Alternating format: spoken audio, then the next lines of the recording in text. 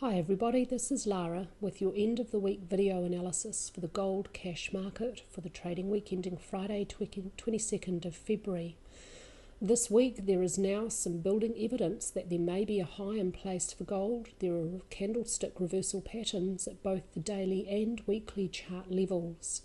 Next, I want to see a close below very strong support at 1300 and a breach of the blue channel on the daily chart before I have very reasonable confidence in my preferred Elliott wave count. The candlestick reversal patterns point to this wave count possibly being correct, but I need some more evidence before I'm going to have reasonable confidence. This Elliott wave count sees gold still in a large bear market, and all of this sideways movement is a B wave. This has quite strong support from classic technical analysis. My larger picture still sees gold within a bear market completing as a zigzag at supercycle degree, subdividing 5, 3, 5. Triangles are 5 subwaves, but they're classified as 3s in that they are corrective structures or counter-trend movements. Let's take a look at this possible regular contracting triangle now for cycle wave B.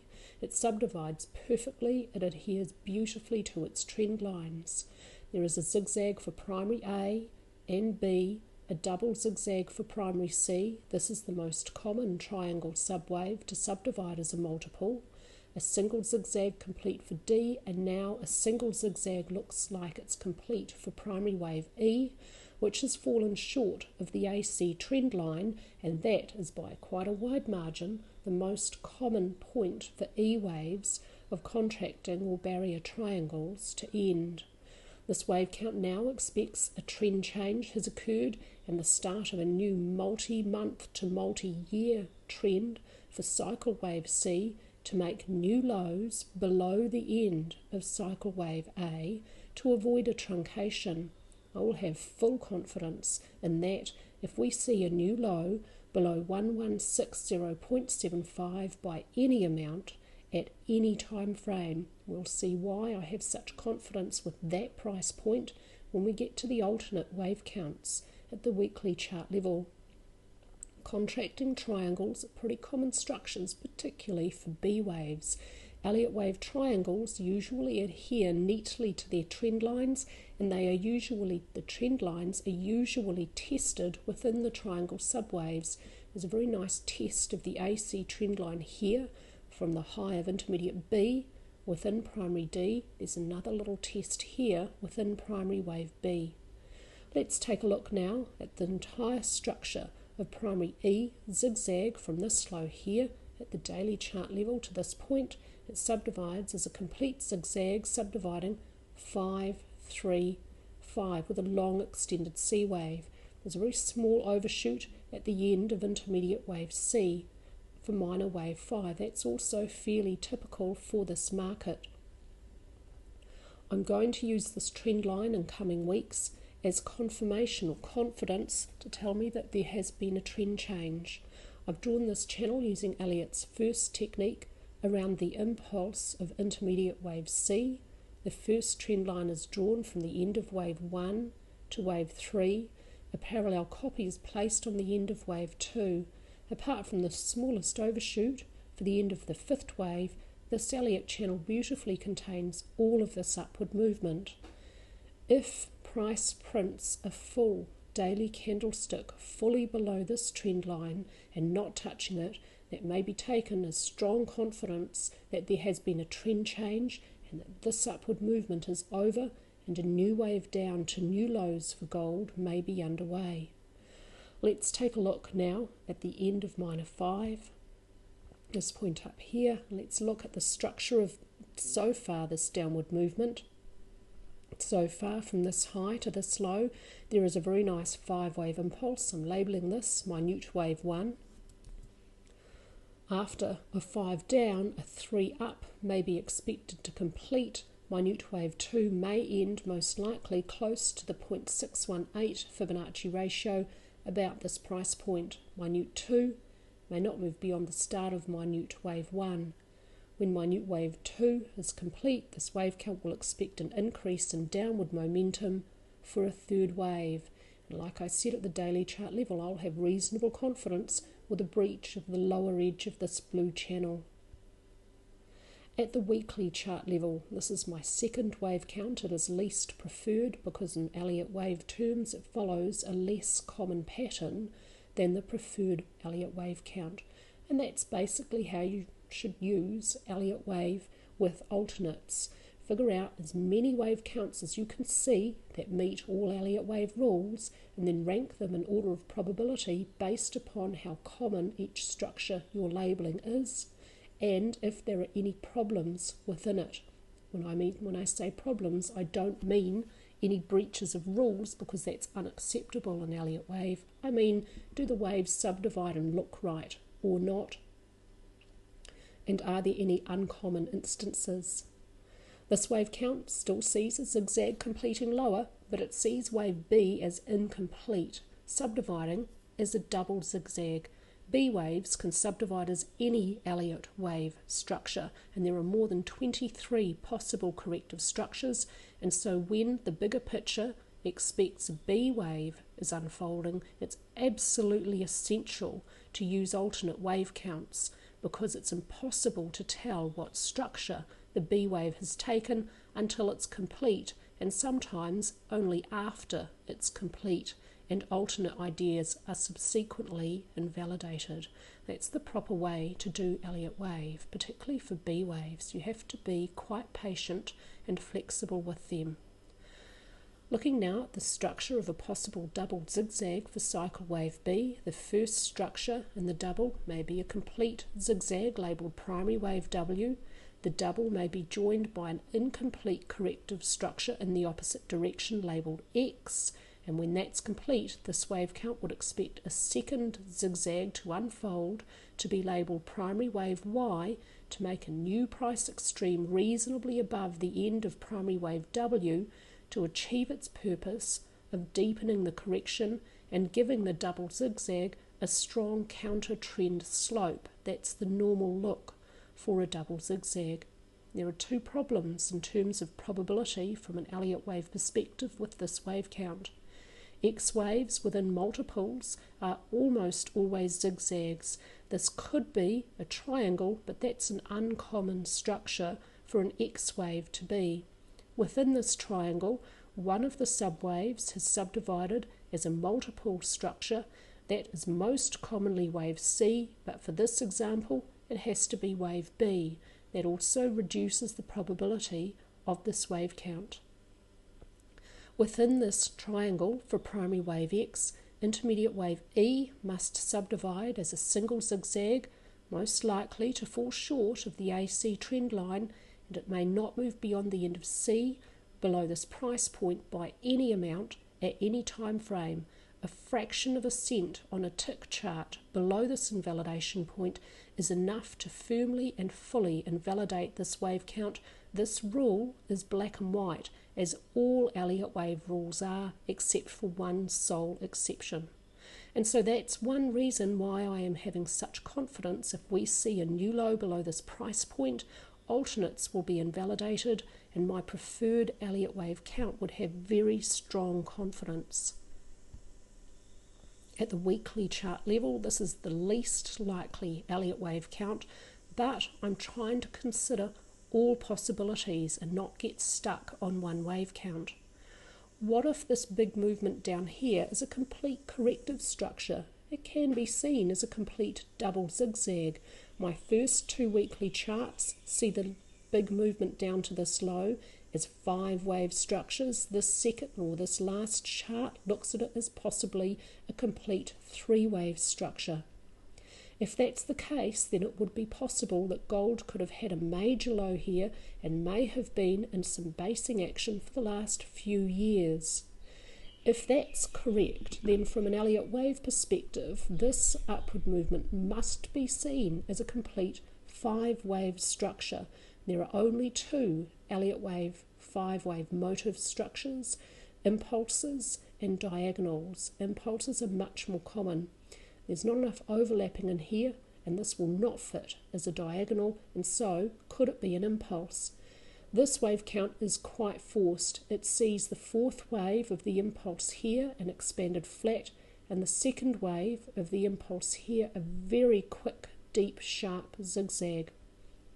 The gross disproportion between the fourth wave and the second wave in terms of both price and time substantially reduces the probability of this wave count, whereas my first two weekly wave counts see this upward movement as a three-wave structure, which has a much better fit and a much better look.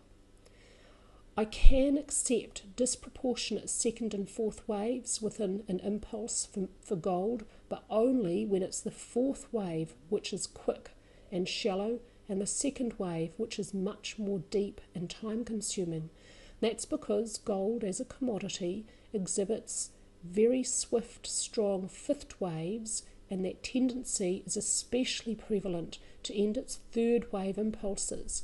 And when that happens, it tends to force the fourth wave that comes immediately prior and immediately after to be more brief and shallow than you would otherwise expect, giving the five-wave impulse a disproportionate look between waves 4 and 2 and giving it a three-wave look at higher time frames. That is a common tendency of this market and other commodities that I analyse, like oil. What's very, very uncommon is the reverse situation, where the fourth wave is more time-consuming than the second wave. It's possible, it's just really uncommon, quite substantially reducing the probability of this wave count. Apart from that, this wave count, in terms of Elliott wave structure anyway, doesn't have any other problems.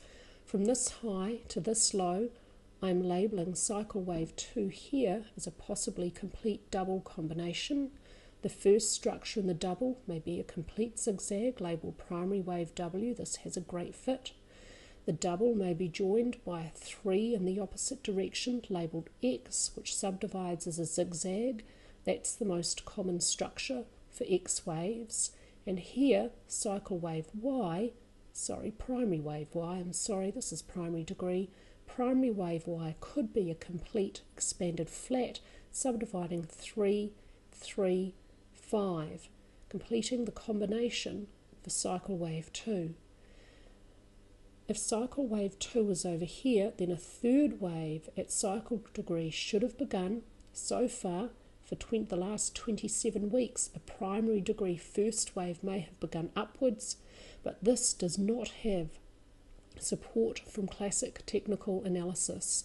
If this is the start of a third wave at cycle degree, it should exhibit strength. Third waves should be unmistakable. They should exhibit strong momentum. This one is comparative to previous upward movements, weak. They should also have support from volume. They almost always, not necessarily in the first wave, but certainly by the middle and end, should have increasing ATR. This one comes with steadily declining ATR and weak volume. Classic technical analysis does not support this Elliott wave count. This has the lowest probability. If this is an impulse complete up here, then the following second wave correction may end close to the 0.618 Fibonacci ratio at 1233 and may not move beyond the start of wave 1. A new low by any amount at any time frame, even a fraction of a cent on a tick chart, is enough to fully and immediately invalidate this Elliott wave count, giving high confidence then in the preferred Elliott wave count. Let's take a look at the weekly candlestick on a classic technical analysis chart from stock charts. This week for gold completes a shooting star candlestick. The real body of this candlestick is less than twice the length of the long upper wick, meeting the condition for a shooting star. This is a bearish reversal signal when it comes within the context of an upward trend. This supports my preferred Elliott wave count. At least all of them actually are now expecting a trend change. It's how low the next wave goes, which is the difference now between those Elliott wave counts. Overall, price has been moving higher. Overall, volume is declining. This quite strongly supports the preferred Elliott wave count. As triangles come to an end, we should see weakness toward the end of them. On balance, volume at the weekly chart level remains constrained. There is no new signal this week. This upward resistance line may offer some resistance, forcing the upward movement in price to halt here. ADX is telling us there is an upward trend in place, which is still extreme because the ADX line is above both DX lines. ATR has continued to offer a steady decline over years now. This strongly supports the preferred Elliott wave count. This is absolutely typical behaviour within triangles, particularly B wave triangles. RSI is still just in neutral territory. There is still a little bit of room for price to rise, but it is getting pretty close to overbought. And stochastics has been overbought for a while. At the daily chart level, these three candlesticks complete an evening star candlestick pattern. That's a bearish candlestick reversal pattern, supporting the idea again that a high is in place up here. Because of those two candlestick patterns at the daily and weekly chart levels now, that's why all of my Elliott wave counts are expecting at least some more downward movement. Look out on the way down though for strong, very strong support about 1310 to 1300. If price can close below 1300 on a downward day, which doesn't actually need support from volume for confidence, that would be a breakout below support. I'd expect then to see price fall a little bit faster if it can manage to do that. The moving average situation now is full bore bullish. However, this reversal candlestick pattern also has support from volume, and that this downward day here offers some support from volume from the prior upward day, and this upward day here looks like a blow off top. It looks like there is a high in place, at least for the short to mid-term for gold, and possibly for the longer term. On balance, volume at the daily chart level is constrained, giving no new signals this week. It's quite close to resistance. This may assist to halt the rise in price. And the small inside day for Friday does look like a small counter-trend movement within a possible new downward trend, at least for the short term. Although ADX hasn't caught up with that yet, it does tell us that the prior upward trend is likely now over, to be interrupted either by some sideways movement or a new downward trend. ADX makes no comment on which of those two may occur. RSI is back into neutral territory after reaching overbought with that prior upward movement. ATR starting to show a bit of increase now, but overall still, from a bigger picture, still in decline. Stochastics returning to neutral gave us a bearish crossover here, so for more aggressive traders that may be taken as a bearish signal. MACD bullish, but not, again, full bore bullish. Overall, the classic technical analysis does support the idea of a high in place for gold, at least for the short term, if not the mid-term, and possibly even the longer term. That's all from me at the end of the trading week with your gold analysis. I hope all of our members are having an awesome weekend.